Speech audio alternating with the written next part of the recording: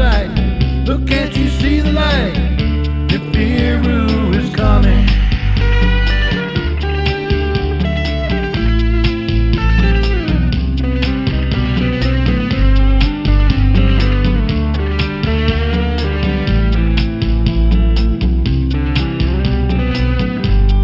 Zachariah told us back in 77 about that 12th planet way out in heaven. The Mayans have written of their return in stone. In ancient Sumeria, it was their home. Nibiru is coming. Nibiru is near. She's Earth's twin sister. Yeah, she's coming. She's coming. She's just out of sight. Look, can't you see the light? Nibiru is coming.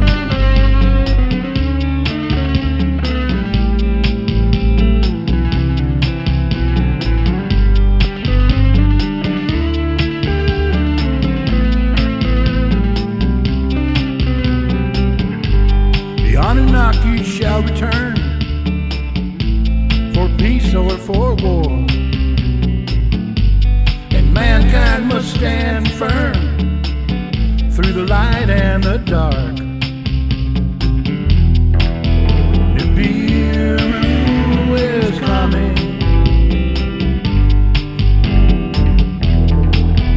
Nibiru is near. Well, she's Earth's twin sister. Yeah, she's coming. She's coming. She's just out of sight. Look, can't you see the light? Nibiru is coming.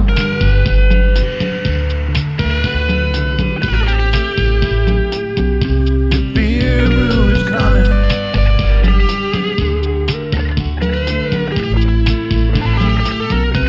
Nibiru is coming.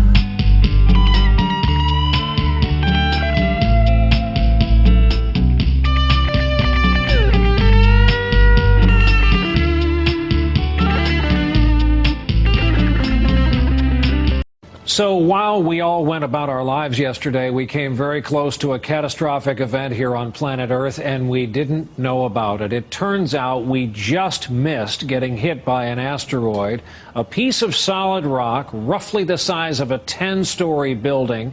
Now, I say just missed because it came within 45,000 miles of us. That's a lot closer than the moon is, and scientists say way too close for something that big. Had it struck, again, the people who tell us about these things, say the impact could have had the force of 1,000 Hiroshima-strength atomic bombs over a huge area of the asteroid is set to whisk by the Earth in early November, exciting astronomers who rarely get this close a look at a deep space object. Michio Kaku, he's a professor of physics at City University of New York and the author of Physics of the Future, How Science Will Shape Human Destiny and Our Daily Lives by the Year 2100. Hard to imagine that far off, but good morning, sir. This is like the Super Bowl for scientists. Why are you all so excited about this?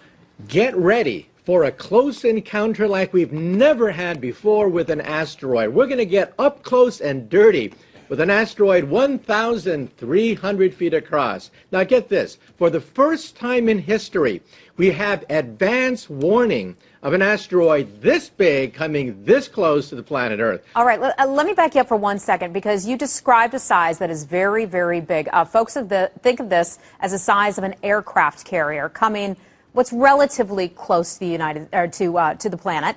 Should we be scared of this? No. In fact, you should take out your binoculars and go out on November 8th around midnight to see this rather historic event, an asteroid whizzing right overhead. Now remember, these asteroids have done this before, coming between the Earth and the Moon, but we never had advance warning. By the time we knew about it, they were already gone.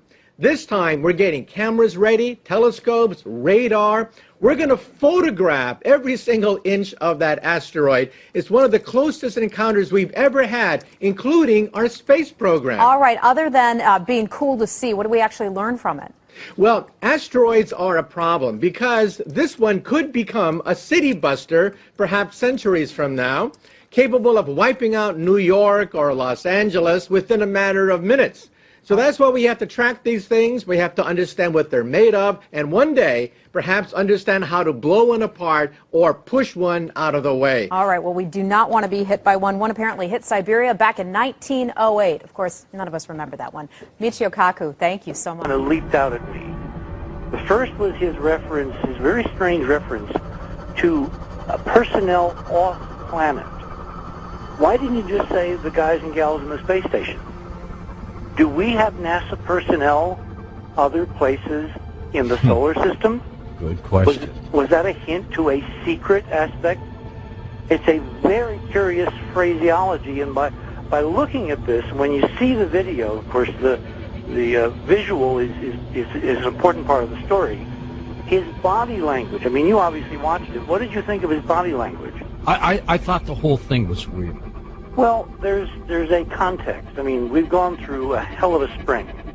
You know, there have been horrible tornadoes in Alabama, in Joplin, Missouri. There have been, you know, the problem of Fukushima, the threat of radiation. We've now got, you know, Fort Calhoun, which is kind of teetering on the edge of we don't know what because no one's telling us really anything. We are living in a very uncertain world and uncertain time. But he made specific reference that it was part of something called COG, C-O-G, continuity of government. Now, continuity of government is what you do in case you've got World War III, all-out thermonuclear exchange with somebody, or an asteroid takes out the entire western United States, or eastern. In other words, it's not something trivial. It is to keep the government at some level functioning in secure locations where they can come up to the surface or back on the air after the dust has settled, maybe literally, and try to reestablish the United States of America. This is not trivial. And then, of course, it's against the backdrop of this whole incredibly weird business going on the net around Comet Elenin. And that again gets back to Bolden's very careful use of language, not terrorists. He talked about outside threats. This object, regardless of all the stories going around, is unique. Nothing like this has happened in our lifetime, astronomically. And there are major clues inside NASA which we have been able to ferret out, that the guys in NASA know something that they're not sharing about this object with the public. Remember how he talked about to get prepared for emergencies like 9/11, and then he talked about outside threats? He didn't say terrorism. He said outside threat. Words are important. Words convey specific meaning, particularly if you're talking to the NASA family that already has some inkling as to what you're talking about. So specific phraseology and specific words will trigger the briefings they've had that we're not privy to, but the coded language is meant to communicate the big picture. Outside threats. I think we're in for an extraordinarily intriguing fall. I mean, there were a couple other things that kind of leaped out of his message. The specific reference to pets. When was the last time, George? Never. Why is the head of NASA going out of his way to single out pets to be taken care of? George, this has a extraordinarily weird feeling. Okay, look at the Earth distance, 1.812. Helios right now getting nearer to us by 300,000 miles per day. In about a week, that number is going to be 400,000 miles per day, and it's going to continue to increase. You're going to see more and more volcanoes going off. That's your sign to wake people up. You have 33 volcanoes erupting right now in the Earth, and that number is going to continue to go up as we move along in the timeline. A column of smoke in southern Chile reaching 6 miles into the sky and 3 miles wide, ash falling on the surrounding countryside and neighboring Argentina. Scientists say a new vent has opened at the Kilauea volcano in Hawaii, sending lava shooting as high as 65 feet into the air. It happened when part of the crater floor collapsed. And our meteorologist, Jackie Jarris, is here with more on what's happening. This thing has been erupting for a long time, but this is new. Right. This is a new fissure, basically, or a new eruption, a ring of fire that has developed in the area. And you know, we keep calling it a comet, George. I don't think it's a comet. I mean, the numbers I lay out during the conference show me to an odds of millions to one. This thing is under some kind of intelligent direction, and I know how that sounds. Oh, no. I would not make that statement if I couldn't support it with the numbers. And it's also the professionals are saying, oh, it's so dim, no one's even going to see it. Look, if this thing is being directed here by someone for some reason, and we could have a lot of fun discussing potential, scenarios, then as it gets closer to the Earth, August, September, it could erupt into the most spectacular object in the night sky close to the sun inside the orbit of Mercury, because it's going to be closest on September 11th, and just that day alone should raise real eyebrows about the odds of that happening by chance. Tagline FBI CIA alert. Update June 2011. The following information was taken from Cosmos Online. A chilling report prepared for President Medvedev by Minister Sergei Yukov of the Russian Defense Ministry regarding the building of an additional 5,000 underground bomb shelters in Moscow. The defense minister warns, even though progress is being made, the appearance of the new comet Elenin in our solar system means additional resources will have to be added immediately, as the 2012 timeline for completion may not be soon enough.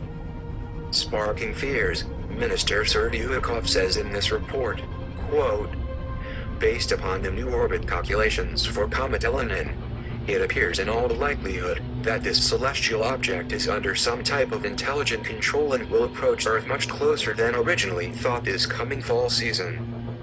An interesting note about the comet Elenin is that the American Space Agency NASA has stated, quote, because of the possibility that the comet's orbit does slightly deviate, there is no guarantee that the Earth will be missed.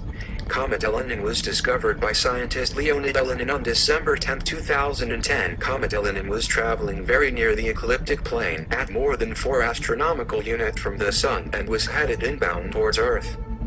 Its original point in orbit, where it's nearest to the Sun, was calculated to occur well inside Earth's orbit at about 0.45 astronomical units or 42 million miles from the Sun.